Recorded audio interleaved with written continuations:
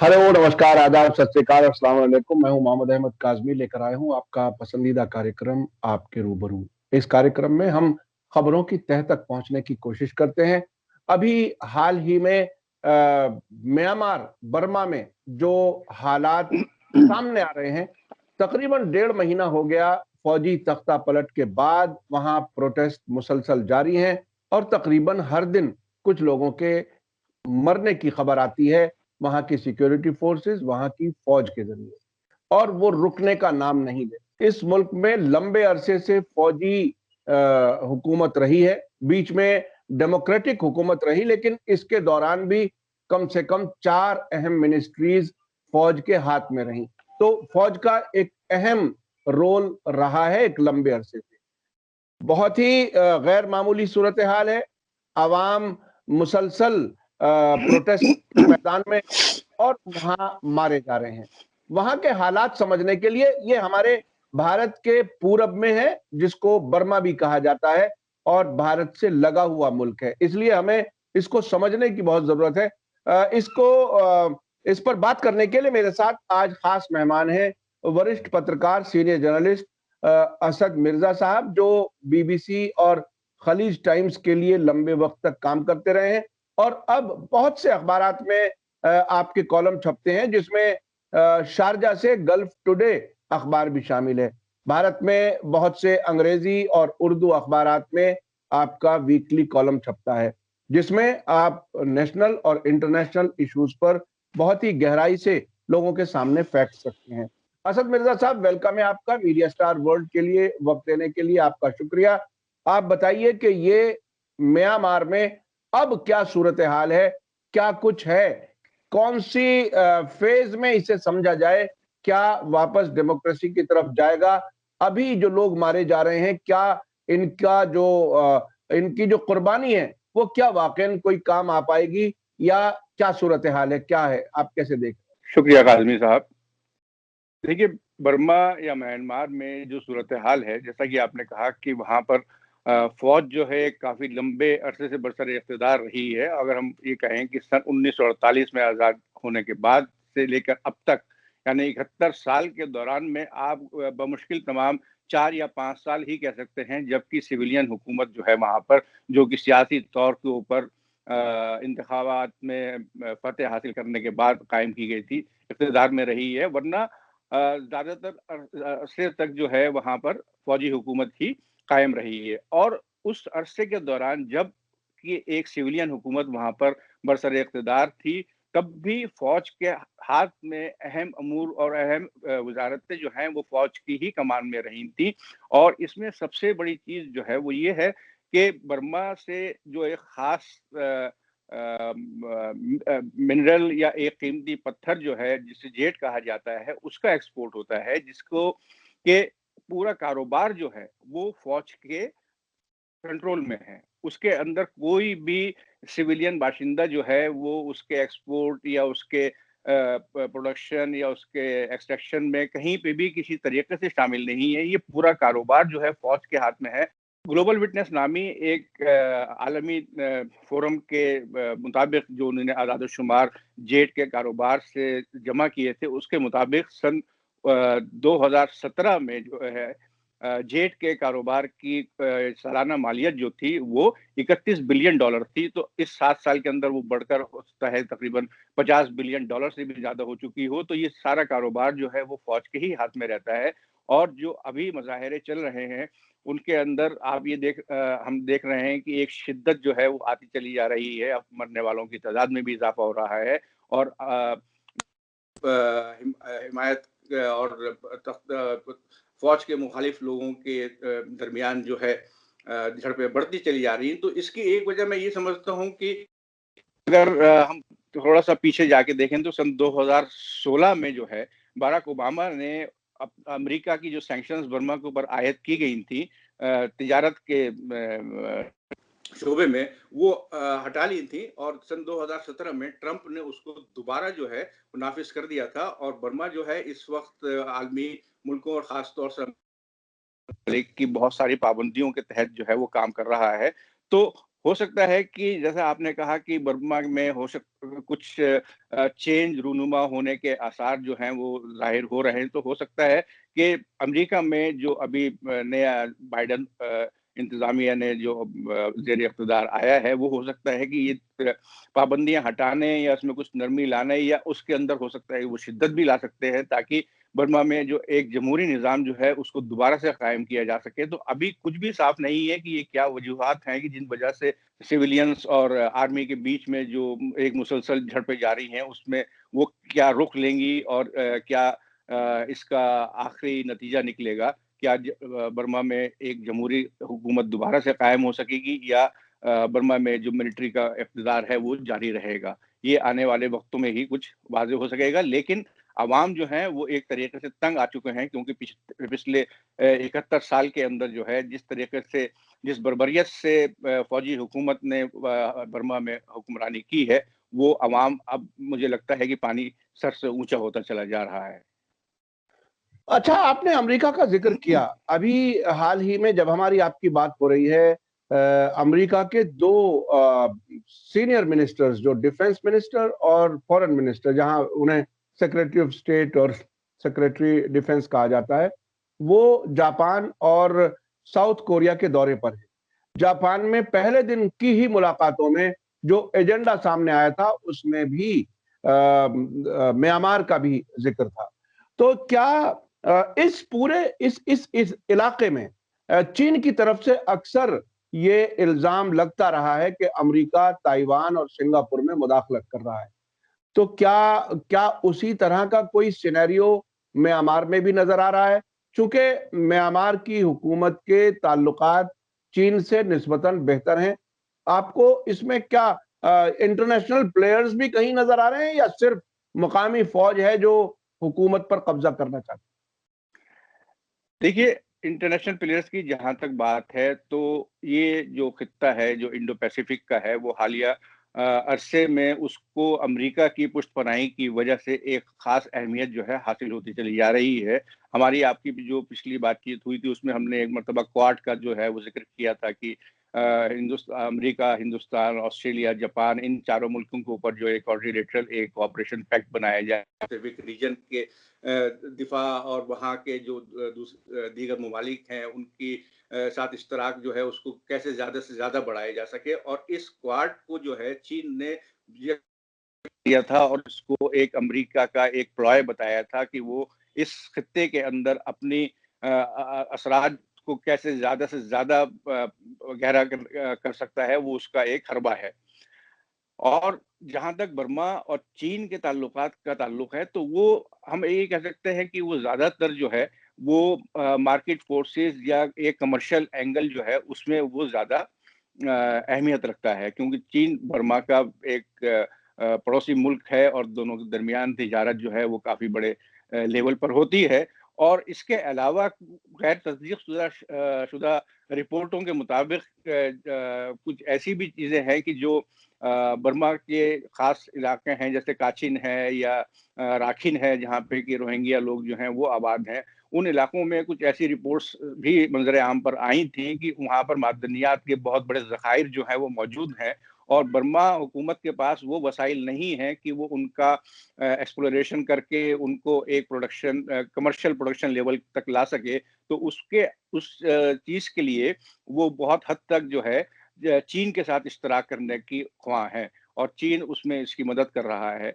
तो और इसके अलावा जेड, जैसा कि मैंने पहले बताया कि जेड जो है उसका एक बड़ा ग्राहक चीन भी है, क्योंकि चीन में जो आपके डेकोरेटिव आइटम्स वगैरह जो हैं वो जो मैन्युफैक्चर किए जाते हैं, जो कि बहुत ही महँगे दामों पर मार्केट में बिकते हैं, चीन उसका एक बहुत बड़ा खरीदार है। और चीन के अलावा दीगर यूरोपीय ममालिक, ख़ास तौर से बरतानिया भी इस कीमती पत्थर का बहुत बड़ा खरीदार है। तो ये सारी चीज़ें हैं कि बर्मा और चीन के दरमियान, जो कि कभी एक-दूसरे के दुश्मन हुआ करते थे, लेकिन अब अपने तिजारती मकासद की वजह से दोनों जो हैं हमसाया ममालिक एक-दूसरे के बहुत करीब आ चुके हैं। और जहाँ तक आपने जो कहा कि इस खित्ते में अमेरिका की बढ़ते हुए असर और रसूख को जो ख़त्म करने के लिए हो सकता है कि चीन और ये सब दीगर ममालिक जो हैं वो उसमें दखल-अंदाज़ी करे। तो ये एक पहलू हमारे सामने ये भी है, लेकिन इसमें 2 चीज़ें शामिल हैं। एक है दिफ़ा, जो कि अमेरिका की तरफ से प्रमोट किया जा रहा है, और जो अब तक जो चीन का रवैया रहा है, वो तिजारती रहा है। बस इसमें एक सिर्फ़ हम ये कह सकते हैं कि उसने क्वाड को जो है एक तरीके से मुस्तरद किया है। असद मिर्जा साहब, आप बताइए कि ये आंग सान सू की, जिनको दुनिया भर में बहुत ही पॉजिटिव जिनकी इमेज है, नोबेल उन्हें मिला और बाद में उनको इंटरनेशनल कोर्ट, क्रिमिनल कोर्ट का सामना भी करना पड़ा रोहिंग्या मुसलमानों वाले मामले में।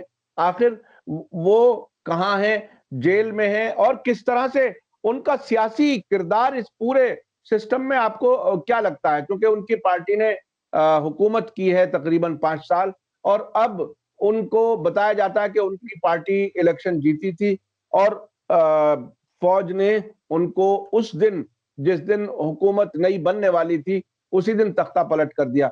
आप क्या बताते हैं आंग सान सू की के बारे में? उनका जो सियासी कैरियर है वहां पर, उसके बारे में क्या कुछ आप बताएं?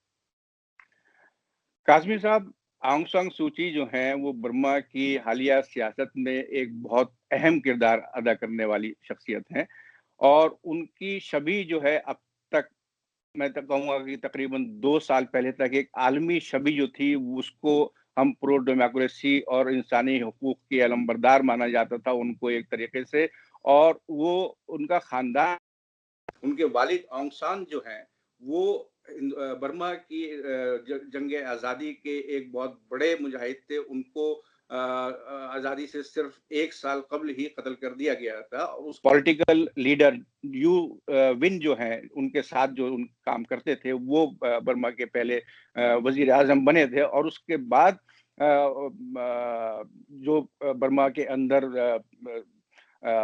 अवामी डेमोक्रेटिक फोर्सेस के दरमियान और फौजी हुक्मरानों के दरमियान जो लड़ाई चली, उसके अंदर भी ऑंग सान सू की जो हैं, उनकी party national league for democracy अहम किरदार अदा किया। ऑंग सान सू की का जो ताल्लुक है हिंदुस्तान से बहुत पुराना है। उन्होंने अपनी पढ़ाई, उन्होंने अपनी ग्रेजुएशन जो है वो लेडी श्री राम कॉलेज से की, और उसके बाद उन्होंने ऑक्सफोर्ड में जाके अपनी पढ़ाई मुकम्मिल की, और उसके बाद 3 साल के अरसे तक वो यूनाइटेड नेशंस में भी काम, और फिर उसके बाद वो जो है वो वापस जब बर्मा आई, तो उसके 1 साल के बाद होने वाले इंतखाबात में उनकी पार्टी ने जो है वहाँ पर फतेह हासिल की थी। 98% जो है पॉपुलर वोट उनको मिला था, बल्कि 98% सीट्स हैं वहाँ के ऐवान की, वो उनकी पार्टी ने फतेह वहाँ उसमें हासिल की थी। लेकिन उस वक़्त भी जो फौजी हुकूमत थी, उसने उस इलेक्शन के नताइज को खारिज कर दिया था, और उनको घर में ऑंग सान सू की को जो है घर में नजरबंद कर दिया गया था। वो तकरीबन 20 साल के अरसे तक अपने घर में नजरबंद रही, और वहीं से उन्होंने नेशनल लीग फॉर डेमोक्रेसी की जो आवाम हिमायत तहरीक जो है उसकी शुरुआत की, और उसको वहीं से चलाती रही, और उसी की वजह से उनको आलमी अमन इनाम नोबेल पीस लॉरेट जो है, नोबेल पीस अवार्ड जो है, वो भी दिया गया। लेकिन रोहिंग्या के मामले के ऊपर अगर हम बात करें, तो ऑंग सान सू की का नजरिया वही है जो कि वहाँ की फौजी हुकूमत का है, और हम इसे एक तरीके से बहुत ही अल्ट्रा लेवल की कौम परस्ती से तशबीह इसकी दे सकते हैं, कि जहाँ पर बहुत मजहब और मुसलमानों का जिक्र आता है, तो ऑंग सान सू की भी, जो कि एक डेमोक्रेटिक है, एक सियासी लीडर हैं, वो रोहिंग्या मुसलमानों के हक में बोलने के लिए तैयार नहीं है, क्योंकि उनको मालूम है कि अगर वो रोहिंग्या मुसलमानों के हक में बोलेंगी, तो मुल्क के अक्सरियती बौद्ध मजहब के मानने वाले लोगों की जो है, उनकी हिमायत जो है वो खो सकती है। और इस वजह से उनके ऊपर काफ़ी शदीद इल्ज़ाम भी लगाए गए हैं। एमनेस्टी इंटरनेशनल ने उनको जो अपना गुडविल एम्बेसडर का जो इनाम दिया था, वो इनाम वापस ले लिया है, और ओआईसी जो है, ऑर्गेनाइजेशन ऑफ इस्लामिक कंट्रीज ने के एक मुल्क गाम्बिया ने उनके खिलाफ इंटरनेशनल कोर्ट ऑफ जस्टिस में सन 2017 में एक पिटीशन फाइल की थी कि ऑंग सान सू की जो है, उनको भी रोहिंग्या के खिलाफ होने वाले मजालिम में एक शरीक कार के तौर के ऊपर उनके ऊपर मुकदमा चलाया जाना चाहिए। तो जो इंटरनेशनल कोर्ट ऑफ जस्टिस ने अपनी एक एंटरिम रिप्लाई में आंग सान सू की के ऊपर तो कुछ कहने से गुरेज किया था, ताहम उसने बर्मा की फौजी हुकूमत की बहुत सख्त अल्फाज में मजम्मत की थी और कहा था कि रोहिंग्याओं को उनका बुनियादी जमहूरी हुकूक जो है वो बर्मा में मिलना चाहिए। और जिस तरीके से इंटरनेशनल कोर्ट ऑफ जस्टिस के अंदर मुकदमे चलते हैं तो इसका कोई निपटारा होने के आसार नजर नहीं आते हैं, इसमें सालों साल लग जाते हैं। लेकिन आंग सान सू की जो कि हमेशा या गुज़िश्ता 60 साल के अरसे में बर्मा में अवामी तहरीक की एक ख़ास पहचान रहीं और उसकी नुमाइंदा रहीं, उनकी जानिब से भी रोहिंग्या मुसलमानों को उनका हक देने में हिचकिचाहट ज़ाहिर की जाती है। अच्छा, म्यांमार चूँकि भारत के इमीडिएट पड़ोस में है, वहाँ के इन हालात का भारत पर क्या कुछ असर होगा? क्या आपको लगता है? चूँकि यहाँ से अभी इसी दौरान भारत से खास तौर पे जम्मू से रोहिंग्या मुसलमानों को वापस भेजने का एक प्रोसेस शुरू हुआ है, जिसके लिए यूनाइटेड नेशन ने भी एक तरह से उसे रोकने की बात कही है और ये कहा है कि ऐसी जगह लोगों को ना भेजा जाए जहां उनकी जान को खतरा हो। ऐसे में जबकि वहां ऑलरेडी गोलियां बरसने की बात सामने आ रही है और लोग मारे जा रहे हैं, इसमें भारत से इन रोहिंग्या मुसलमानों को वापस भेजने का क्या कोई आपको मुनासिब वक्त लगता है? और इन दोनों खुद भारत पर एक पड़ोसी के तौर पर क्या असर पड़ सकता है वहां के जो जो फौजी तख्तापलट है उसके बाद की सूरत हाल? जी, आज़मी साहब, जहाँ तक हिंदुस्तान और बर्मा के ताल्लुकात का सवाल है, तो हम तारीख़ी तौर पर ये कह सकते हैं कि सन 1948 तक, जब तक बर्मा को आज़ादी नहीं मिली थी, उस वक़्त तक बर्मा जो है, वो हिंदुस्तान का एक हिस्सा ही माना जाता था। सन 1886 में अंग्रेज़ों ने जब बर्मा के ऊपर कब्ज़ा किया, का एक सूबा जो है, वो बना दिया था और 1948 के बाद जो है, जब बर्मा को आज़ादी हासिल हुई, तभी वो चीज़ खत्म हुई। इस चीज़ का तारीखी पस मंज़र ये है कि 1824 से लेकर 1885 तक अंग्रेज हुकूमत और बर्मीज़ हुकूमत के दरमियान, बर्मा हुकूमत नहीं बल्कि उस वक़्त वहाँ पर राजा हुआ करते थे, उनके दरमियान 3 एंग्लो बर्मीज़ वॉर जो हैं वो रूनुमा हुई थी और 1885 में अंग्रेज़ों ने बर्मा के ऊपर मुकम्मल फ़तह हासिल करने के बाद उसे हिंदुस्तान का एक सूबा बना दिया था। हुँ। तो इसके पहले भी हिंदुस्तान और बर्मा के दरमियान जो रवाबित थे वो काफ़ी पुराने थे। एक बड़ी तादाद में जो है हिंदुस्तानी लोग जो हैं और ख़ास तौर से बंगाली निज़ाद लोग जो हैं वो बर्मा के सरहदी इलाकों में जो हैं वो मुक़ीम थे। और उसके अलावा सबसे बड़ी बात ये है कि हिंदुस्तान और बर्मा के ताल्लुकात का जो सबसे बड़ा जो असर देखा जा सकता है वो वहाँ के बौद्ध मज़हब पर देखा जा सकता है। बर्मा में जो बौद्ध मज़हब की जो शाख कायम है वो जनूबी हिंदुस्तान के थेरावाडा बुद्धिस्ट जो है उनकी एक शाख है जो कि बर्मा में मज़हबी तौर के ऊपर उसका रिवाज ज़्यादा पाया जाता है। तो ये रवाबित जो हैं दोनों मुल्कों के दरमियान बहुत पुराने हैं। लेकिन 1948 में आज़ाद होने के बाद जब फ़ौजी हुकूमत इक़्तिदार में आई तो उसने सारे जो बर्मा का जो मुकम्मिल कमर्शियल सेटअप है उसके अंदर अपनी दखल-अंदाज़ी शुरू की और उसने बाहर के आए हुए लोगों, ख़ास तौर से हिंदुस्तान से आए हुए लोगों को जो है वहाँ से निकालना शुरू कर दिया। तो वो जो ताजिर हिंदुस्तानी निज़ाद ताजिर थे, ज़्यादातर उनका ताल्लुक भी बंगाल से था, लेकिन वो एक असर व रसूख रखने वाले क्लास से कहा जा सकता था। तो इसलिए उन्हीं ने अपना एक वक़्त के बाद सन 1960 तक जो जाके है वो अपना कारोबार जो है बर्मा में एक मुकम्मल तौर पर उन्हीं ने ख़त्म कर लिया। वहीं उसका दूसरा पहलू ये है कि रोहिंग्या जो आजकल एक बहुत ही बड़ा सुलगता हुआ मसला जो है मुसलमानों का जो है इस खित्ते के अंदर वो सामने आ रहा है। तो रोहिंग्या जो है उनका ताल्लुक बर्मा के राखिन सूबे से है जो कि बांग्लादेश की सरहदों के करीब में है। और ये लोग जो हैं इनका ये कहना है कि हम जो है वो 15वीं सदी से बर्मा में बतौर शहरी हैं, बर्मी शहरी जो हैं वो रह रहे हैं। जबकि जो बर्मा की फौज है और बर्मा के जो बौद्ध मजहब के राहिब जो हैं वो इन लोगों को बर्मी मानने के लिए तैयार नहीं है। वो ये कहते हैं कि ये लोग गैर मुल्की हैं, हिंदुस्तानी निजात हैं और ये लोग आगे बढ़ चुके थे और अपने आप को बर्मी साबित करने के लिए बर्मीज रोहिंग्या लोगों का ये कहना है कि रोहिंग जो है उसका मतलब है अरकान, और अरकान जो है वहाँ के एक बहुत ताकतवर राजा हुआ करते थे, और गा या गया इसका मतलब है कि फ्रॉम, मतलब उनसे ताल्लुक रखने वाले हैं। तो इस वो अपने नस्ल को अरकान, राजा अरकान से मिलाते हैं और कहते हैं कि हम भी जो है वो असल बर्मी शहरी हैं। यहाँ पर मैं एक बात आपको और बताऊं कि बर्मा जो है वो मुख्तलिफ अक़लियतों पर मुश्तमिल एक मुल्क है। वहाँ पर जो मुख्तलिफ अक़लियतें हैं उनकी कुल तादाद जो है वो 135 है। तो 135 कबीले या 135 अक़लियतें जो कि सबके सब बौद्ध मजहब को मानने वाली हैं, उनको ये नागवार गुजरता है कि एक अक़लियत जो है वो मुसलमान निजात कैसे हो सकती है और हमारे दरमियान वो कैसे रह सकती है। तो ये बुद्धिस्ट मजहब का एक बहुत ही मनफी पहलू जो है वो हमारे सामने बौद्ध मजहब जिसे कि लड़ाई भिड़ाई से बहुत दूर, अहिंसा का पुजारी जिसे माना जाता है, वो एक दूसरे मजहब के मानने वालों के ऊपर इतनी बर्बरियत का इजहार कर रहा है और उनको किसी भी तरीके से अपने साथ रखने के लिए गवारा नहीं है।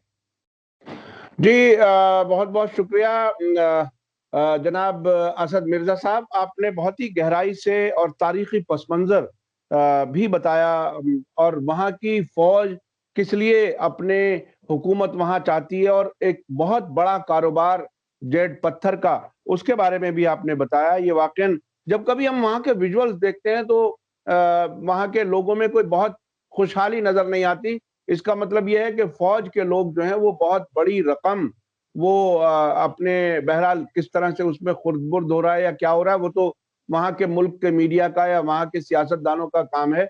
लेकिन बज़ाहिर ऐसा लगता है कि बहुत बड़ी रकम बहुत यानी जो जो लग्ज़री जो उन्हें अपनी ज़िंदगी में चाहिए वो वहाँ से हासिल कर रहे हैं और वहाँ के अवाम को उनका डेमोक्रेटिक हक देना नहीं चाहते। तो बहुत-बहुत शुक्रिया। और भारत के बारे में भी आपने बताया, भारत और म्यांमार का एक लंबा रिश्ता और एक वक़्त में अंग्रेज़ों ने उसको भारत का हिस्सा ही बना दिया था। उसके बाद वो आज़ाद होकर के उसके बाद फ़ौजी हुकूमत वहाँ पर आ गई और तब से अब तक महज़ 4 या 5 साल डेमोक्रेटिक हुकूमत वहाँ पर काम कर सकी है। बहुत-बहुत शुक्रिया जनाब असद मिर्ज़ा साहब। जी, मैं आपका बहुत-बहुत शुक्रिया अदा करता हूँ कि आपने वक़्त दिया मीडिया स्टार वर्ल्ड को और आप हमें हमारे दर्शकों के लिए वक़्त दे देते हैं, उसके लिए बहुत-बहुत शुक्रिया। बहुत-बहुत शुक्रिया अहमद काज़मी साहब। इसी के साथ मुझे दीजिए इजाज़त। धन्यवाद, शुक्रिया। जय भारत, जय हिंद। मीडिया स्टार वर्ल्ड के और वीडियो देखने के लिए हमारे चैनल को सब्सक्राइब करें और सीधे नोटिफिकेशन पाने के लिए बेल आइकन दबाएं। और अगर हमारी खबर सच्ची और अच्छी लगे तो अपने व्हाट्सएप, इंस्टाग्राम, फेसबुक और ट्विटर अकाउंट पर ज़रूर शेयर करें।